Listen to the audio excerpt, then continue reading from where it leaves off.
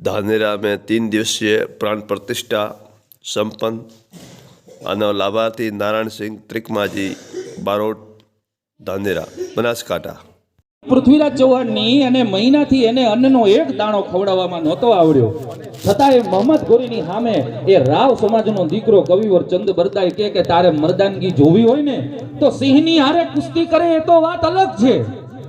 પણ તું હાથ તાહણા કર અને તાંબાના તાહણા બનાવવામાં આવે ને એ તાહણાની સામે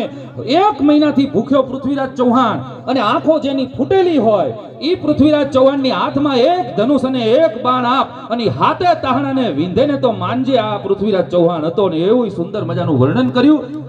અને આ મોહમ્મદ ગોરીને શંકા ગઈ કે આવું કોઈ દિવસ હોય, પણ એ રાવ સમાજના દીકરાએ જે વર્ણન કર્યું સાહેબ, જેને ઇતિહાસમાં આજ સુધીના ઇતિહાસમાં એને ભણાવવામાં આવે કે 4 ગજ 24 ઇંચ અને તાપર બેઠો સુલતાન અબ મત ચુકે ચૌહાણ ને ના શબ્દો વીરતાના જ્યારે શબ્દો નીકળ્યા કવિવર ચંદ બરદાઈના અને પૃથ્વીરાજ ચૌહાણના બાણમાં એ તાકાત આવી અને હાથે તાહણા વિંધી અને મોહમ્મદ ગોરીની છાતીની આરપાર જેનું બાણ નીકળી ગયું હતું એ તાકાત ક્યાંથી આવી તો એ કવિવર ચંદ બરદાઈના શબ્દોની તાકાત હતી, એના સંતંત્વની તાકાત હતી। એ સમાજ એટલે રાવ સમાજ આજે મારી સામે બેઠો છે એટલે ખરેખર હું પણ ખૂબ જ ધન્યતાની લાગણી અનુભવું છું। અને છેલ્લે જ્યારે મરવાનો મોકો આવ્યો ત્યારે પૃથ્વીરાજ ચૌહાણને કીધું કે તને દુશ્મનના હાથે હું મરવા નહીં દઉં। એક હાથમાં કટાર લઈ અને પૃથ્વીરાજ ચૌહાણની છાતીમાં ધરબી દીધી અને આ બાજુ પૃથ્વીરાજ ચૌહાણને કીધું કે તારી કટારથી તું તારી કટારને મારી છાતીમાં ધરબી દે, કારણ કે દુશ્મનોના હાથે મરવું ને એના કરતાં તો મિત્રના હાથે મરવું એ વધારે સારું। અને બંને મિત્રોએ જેને કહેવાય એકબીજાની છાતીમાં કટાર ખોપી અને જેને કહેવાય વીરતાના ઉપર સ્વર્ગ તરફ જેમને ડગલા માંડ્યા। આવો ઉજળો ઇતિહાસ રાવ સમાજનો રહ્યો છે ને એ રાવ સમાજના જે કવિવર ચંદ બરદાઈ હતા માં સતીના બહેણા છે, પૂજ્ય અહીંયા વજેપુરી બાપુના મંદિરની પ્રાણ પ્રતિષ્ઠા છે અને ધનકેશ્વર મહાદેવના મંદિરનો જીર્ણોદ્ધાર છે, ત્યારે એક જ્વાળામુખી માતાનો છંદ એ કવિવર ચંદ બરદાઈ લખેલો એ વાત કરી અને આપણે સ્વાગતના દોર તરફ સૂચન પ્રમાણે જોઉં છું ત્યારે એને માતાજીની ભક્તિ કરી કે માં કોને કરાય તો કવિવર ચંદ બરદાઈ લખે એ રાવ સમાજનો દીકરો લખે સાહેબ શું લખે એના શબ્દો માં સરસ્વતીની કેવી એની ઉપર કૃપા હશે અને લખ્યું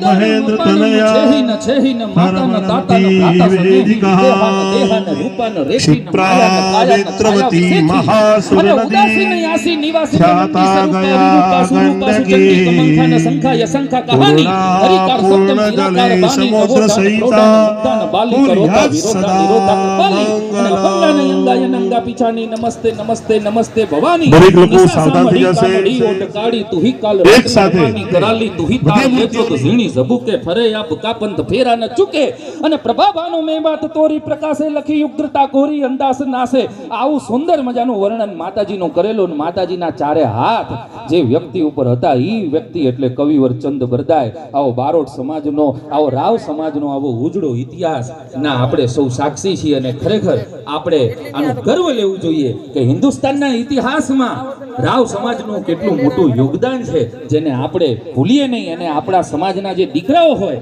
એ સમાજના દીકરાઓને પણ કહીએ કે આ મહાપુરુષોનું લોહી તમારી રગોની અંદર દોડી રહ્યું છે। ત્યારે મારે સ્વાગતના દોર તરફ જવું છે।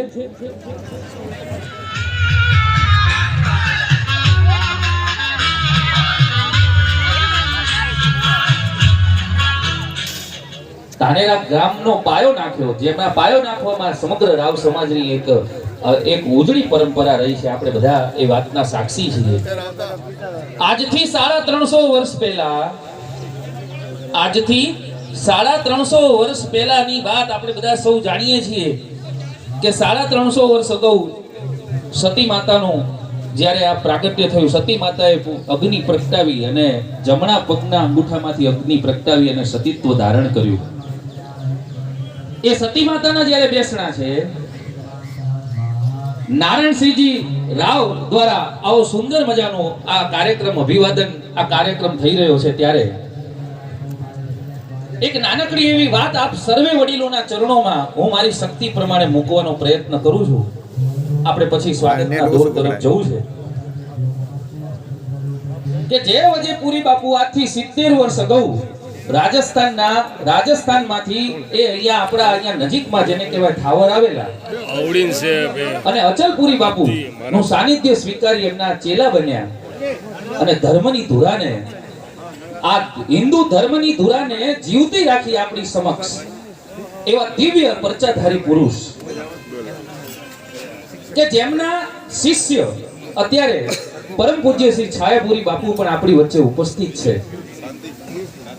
એમના લાખો અનુયાયીઓ વજેપુરી બાપુના એવા દિવ્ય પરચાધારી પુરુષ અને એમના લાખો અનુયાયીઓ કે જે અત્યારે હાલ ધાર્મિક સેવા કાર્યો કરી રહ્યા છે, ધર્મની સુવાસને ફેલાવી રહ્યા છે. સાહેબ, આ હિન્દુ ધર્મ અને હિન્દુ સનાતન સંસ્કૃતિને ટકાવવા માટે આવા દિવ્ય વજેપુરી બાપુ, આવા દિવ્ય છાયાપુરી બાપુ અને એમના આશીર્વાદ અને એમના જીવન થકી આપણે સૌ પ્રેરણા લઈ અને આજે આ હિન્દુ ધર્મ ટક્યો હોય ને તો આવા મહાપુરુષોના કારણે હિન્દુ ધર્મ ટક્યો છે. સાહેબ, આપણે એમનું ઋણ